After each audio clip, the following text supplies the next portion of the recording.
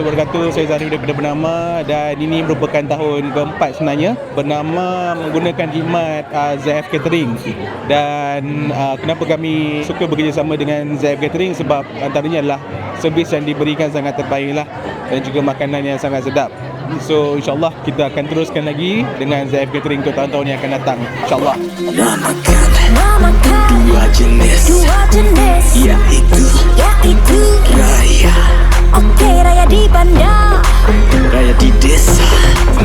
Yang penting meriah lain macam.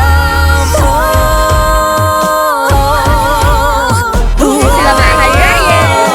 Selamat Syawal bersama-sama, jumpa semua yang lama tak jumpa. Meriah lain macam.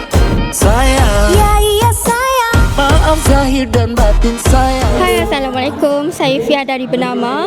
Thank you kepada ZF Caterer atas makanan yang lazat ni.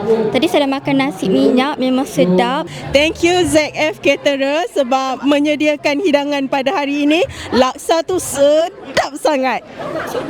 So saya nak ucapkan ribuan terima kasih kepada ZF Caterer di atas hidangan makanan.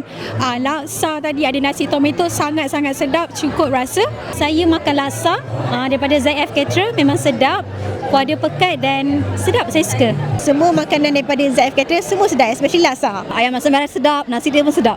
So semua sedap lah. Selamat Hari Raya, Hari Raya, rayakan bersama. Hari Raya, selamat Hari Raya, sama-sama.